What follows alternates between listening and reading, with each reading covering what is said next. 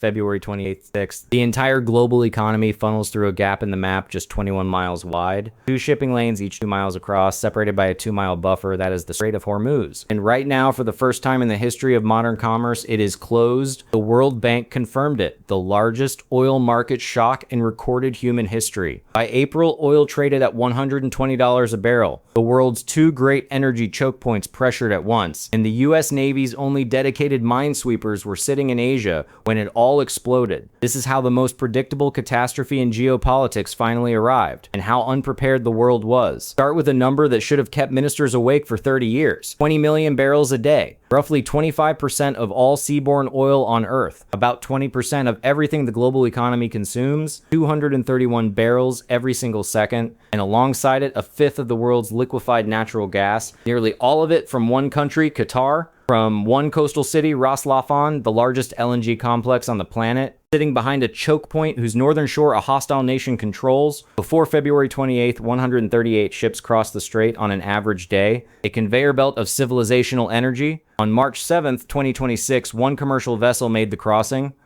0 oil tankers. That is not a disruption. That is not a crisis. That is an amputation. To understand why this is different, understand the geography. Iran north, Oman south, 2 lanes barely 2 miles each. That's the entire passage for a fifth of global oil, about the width of Manhattan Island. The narrowness is not a quirk. It is a weapon. It has always been a weapon. For decades, Iran built its naval doctrine around one question: what happens if we close it? That question takes us to a forgotten story from the 1980s, the Tanker War. It grew from the Iran-Iraq War when Saddam Hussein invaded Iran in 1980. By 1984, it spilled into the Gulf. Iraq hit Iranian tankers. Iran struck back at its enemy's ships. Anti-ship missiles, naval mines, speedboats, over 400 civilian sailors killed. The most sustained attack on merchant shipping since World War II. Yet, the strait never closed. In 1987, the U.S. escorted reflagged Kuwaiti tankers under Operation Earnest Will. And it worked. Costly, dangerous, messy, but it worked. Everyone filed a mental note: the strait always stays open. That mental note was wrong. Here is what changed. In the 1980s, Iran was distracted, fighting a brutal land war that cost hundreds of thousands of lives. It was rational enough to know that closing the strait fully would be economic suicide. Iran exports through it too, and the U.S. had working minesweeping capability in the region. Today, not one of those conditions holds. I hold a subplot in mind. It isn't about oil at all. It's about gas. And that's where the worst damage hides. Qatar, under 3 million people. GDP per capita rivaling Luxembourg. The reason: the North Dome gas field, the single largest natural gas reservoir on the planet. For a generation, Qatar set the global price of gas. By 2025, Qatar moved roughly 20% of all global LNG. Every molecule must pass through Hormuz. The giant Q-Max tankers are too large for a fully laden Suez crossing. For Qatar's gas, there is no plan B. February 28th, 2026. Nuclear talks had collapsed. A fragile ceasefire from June 2025 was unraveling fast. The CIA had located Iran's supreme leader, Ayatollah Khamenei. Mossad had coordinated with the U.S. for weeks. At 9:40 a.m., Tehran time, Israeli jets backed by U.S. air and naval power struck a compound in central Tehran. Khamenei was killed. So were his IRGC commander, defense minister, chief of staff, and other top officials. A regime that survived 40 years of sanctions and war lost its paramount leader in a single morning. The IRGC's answer was instant: a vow to launch its most intense offensive operation in history. By March 4th, they made it official. The most important 21 miles of water on Earth were closed. Iran's mine arsenal, more than 5,000 naval mines. By 2025, estimates climbed closer to 6,000. This is not theory. The Defense Intelligence Agency had tracked this growing arsenal for years. Iran's mine doctrine was born in the 1980s Tanker War. It learned one brutal lesson: small cost, outsized terror. Meet the Maham 3, a moored mine that listens with magnetic and acoustic sensors, waiting in the dark. And the Maham 7, a seabed mine engineered to vanish from sonar entirely. These are not the dumb iron balls of World War II.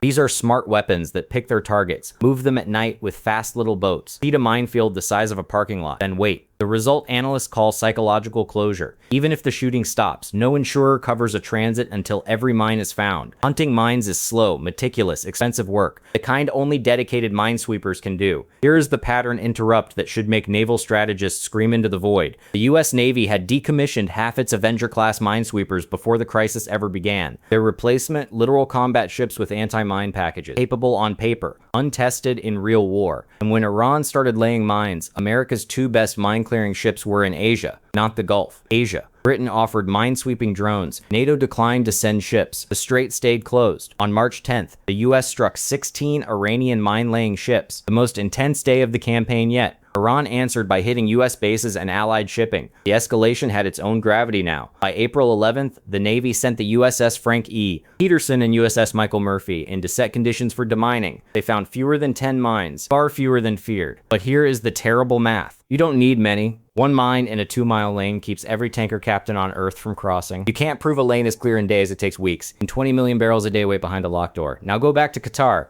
March 3rd, 2026. Iranian drones struck Ras Laffan and Syed. Qatar Energy halted production entirely. The world's biggest LNG complex went dark. March 4th, force majeure. The clause you invoke when you simply cannot deliver. We cannot give you your gas. The Ras Laffan complex had never been fully offline in its entire history until now. European gas prices surged 35% in a single day. LNG freight rates jumped over 40% in one session. Asian gas prices climbed 65% in the weeks that followed. The whole market reversed instantly. 54 straight days. Zero-laden LNG tankers crossed Hormuz between March 1st and April 24th. That removed roughly 20% of global LNG supply. Not a fluctuation, a structural rupture. And unlike oil, the largest LNG ships can't even use Suez fully laden. Their only road is Hormuz. Europe entered the crisis already vulnerable. Gas storage at just 28% full against a 41% average. Buyers who fled Russian gas now fought Japan, Korea, China, and India for any cargo on Earth. Pakistan and Bangladesh, built on imported LNG, faced shortfalls with no cushion to outbid anyone. India's crisis became images of empty gas cylinders piling up outside depots in Kashmir. This was never a hedge fund problem. This was the lights going out. The oil story is no gentler, just severe in a different place. And it hits Asia hardest. 84% of all crude exiting Hormuz heads to Asia, not Europe, not America, Asia. China and India alone absorbed about 44% of Hormuz crude in 2025. Japan and Korea took most of the rest. America imported barely 500,000 barrels a day from the Gulf. Washington's stake is real, but Asia's is existential. Japan draws 80 to 90% of its oil from the Gulf. South Korea, nearly all. China, 30 to 40%. These are the economies that power the world's chips, cars, electronics, and steel. No slack to spare. Japan and Korea raced to release oil from joint stockpiles to blunt the price shock. China sat on roughly 1.4 billion barrels, around 220 days of Middle East import. It had prepared for decades. March 3rd, 2026. Iranian drones streak across the Persian Gulf toward a target that had never been hit in its entire operational history. Their target, Ras Laffan and Syed, the twin industrial hearts of Qatar's gas empire. The largest LNG complex on Earth. Qatar Energy halted production entirely. The complex that had never gone fully dark in its history went black. On March 4th, Qatar declared force majeure. Translation, we cannot deliver your gas, and we do not know when we can. The numbers detonated. European gas prices surged 35% in a single day. The market had no shock absorber left. LNG tanker freight rates jumped over 40% in one session. Asian gas prices climbed 65% in the weeks that followed. For 54 consecutive days, not one laden LNG tanker crossed the strait. The world's second largest gas exporter shipped nothing. 20% of global LNG supply gone. Not a fluctuation, a structural rupture. And unlike oil, there was no detour. The largest LNG ships cannot transit Suez fully laden. Their only door was Hormuz. Europe entered the crisis with gas storage already low, 28% full against a 5-year average of 41%. The cushion was thin. Now European buyers competed against Japan, South Korea, China, and India for any cargo on Earth. Prices reversed instantly. Pakistan and Bangladesh, grids built on imported gas, faced blackouts with no money to outbid the rich. The lights went out. In Kashmir, empty gas cylinders piled up outside distribution centers. This was no longer a hedge fund problem, but the oil shock was no less severe. It was simply severe somewhere else, and that somewhere was Asia. 84% of crude leaving Hormuz heads to Asia. Not Europe, not America,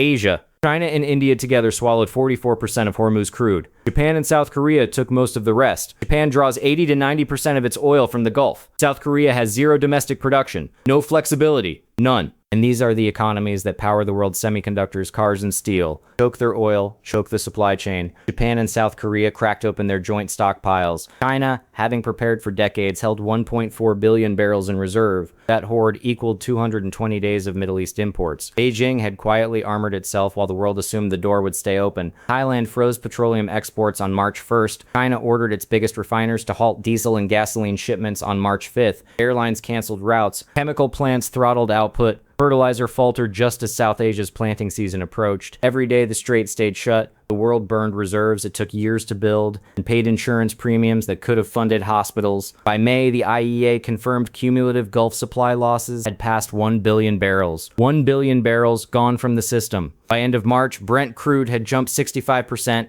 a $46 leap, the largest monthly rise in history per the World Bank. By April, North Sea crude averaged $120 a barrel. The World Bank called it the largest oil market shock in history. Now hold two ideas at once. In the 1980s tanker war, oil prices actually fell. The market adapted. The strait never closed. That was a slow bleed. What happened in 2026 was a cardiac arrest. And Iran's position had transformed. In the 80s, it was a state fighting a neighbor, using the strait as a pressure valve. In 2026, its supreme leader was dead, commanders killed, its nuclear program battered, a state with nothing left to lose. Closing the strait was no longer a tactic. It was an identity statement, the act of a country with nothing to protect. On April 7th and 8th, after 5 weeks of war, the United States, Iran, and Israel agreed to a ceasefire. The shooting paused. On June 14th, mediators announced a memorandum of understanding to be signed June 19th, ending the conflict within 60 days. But here is the detail nobody asked about. On April 9th, one day after the ceasefire, Iran opened a new naval base on Qasem Island. 6 new buildings, a permanent footprint overlooking the shipping lanes, built while the ink on the ceasefire was still wet. The ceasefire was not an ending, it was a pause, and the side building a base during the pause was signaling its plans for the next one. UNCTAD called the strait practically closed, forecasting global trade growth to crater from 4.7% to as low as 1.5%. Buried in the footnotes, the number that should have been the headline, 3.4 billion people felt the squeeze. People in nations already spending more on debt than on health or education. The 21-mile gap wrote that sentence. The IEA's May report confirmed global oil supply fell nearly 2 million barrels a day in April,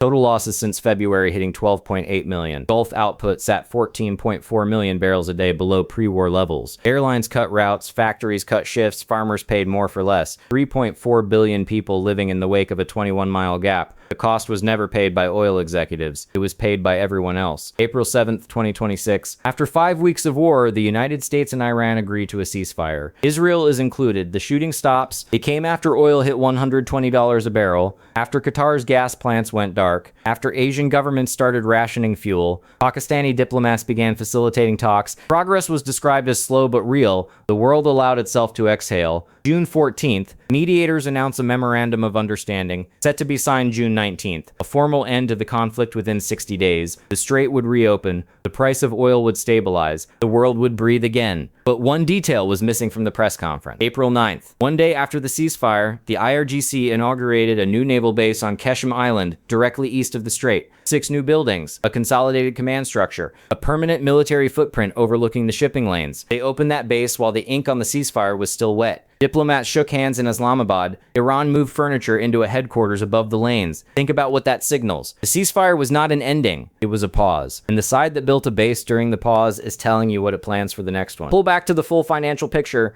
UNCTAD called the Strait of Hormuz practically closed and forecast global trade slowing from 4.7% growth to as low as 1.5%. The IMF cut its global growth forecast. The World Bank named it the largest oil market shock in recorded history. And buried in the footnotes, a number that should have been the headline, 3.4 billion people living in countries already spending more on debt than on health or education. A 21-mile gap in the map was responsible for that sentence being written. The IEA confirmed global oil supply fell nearly 2 million barrels a day in April alone. Total losses since February reached 12.8 million barrels per day. Gulf output sat 14.4 million barrels a day, below pre-war levels. Petrochemicals and aviation hit first, then everyday fuel, airlines cutting routes, factories reducing shifts, farmers paying more for fertilizer, hospital supply chains stretched by transport costs, 3.4 billion people living in the wake of a 21-mile gap. The crisis did not stay in the markets. It reached the dinner table. Now return to the subplot. Qatar declared force majeure March 4th. Ras Laffan went dark. No laden LNG tanker crossed for 54 days. When the ceasefire arrived, analysts were asked a simple question. When does Ras Laffan come back online? The answer was not reassuring. An LNG plant is not a light switch. The whole Ras Laffan complex had never been taken offline before. Restarting takes weeks, not days. Drone strike damage required repairs stretching well beyond any diplomatic timeline. The IEA saw tight markets through 2026 and into 2027. Gas, heating, electricity, industrial feedstock elevated for months after the headlines declared victory. The human cost of this subplot is not paid at the moment of crisis. It is paid slowly. Winter heating bills in Germany, power cuts in Bangladesh, fertilizer prices in Pakistan. Here is what strikes me most about the whole arc. The strait has been called a flashpoint for as long as living memory extends, 50 years of warnings, and the governing assumption was always the same. Yes, it could close, but it never has. So discount the risk. That assumption shaped how little bypass capacity got built, how few minesweepers the Navy kept, how thin the Asian reserves stayed. Problem with a model built on something never happening is obvious the moment it happens. The history of Hormuz now includes total closure. Premium the world paid for skipping redundancy. 1 billion barrels of oil, 65% gas spikes, an entire LNG complex dark, and the largest oil shock on record. And now, on the far side of a fragile ceasefire, there is a new IRGC base on Kishim, taking orders from a new supreme leader, Mojtaba Khamenei, son of the man who was killed. The question is no longer whether Hormuz is more dangerous than ever. We know that answer. The question is what the world does with the knowledge that the impossible just happened. For decades, 138 ships transited every single day without incident. That number became so reliable it felt like gravity. It felt like a law of nature. It was not a law of nature. It was a streak. On March 7th, 2026, one commercial vessel made the crossing. Not 138. 1. 0 oil tankers. That number will climb back if the deal holds. Ships return. Oil stabilizes. The Qatari plants restart. Eventually. But on the northern shore of that 21-mile gap sits a base that was not there before. New commanders who now know exactly what closure accomplished, and who watched the world economy flinch. The streak is over. What comes next is not a return to normal. It is a negotiation with a counterparty who just learned how much leverage fits inside 21 miles. Conflict in the Strait of Hormuz triggered the largest oil market shock in history, and the leverage it revealed has not gone anywhere. The world spent 50 years saying it would never happen. It happened. The only question left is whether anyone is ready for the next time.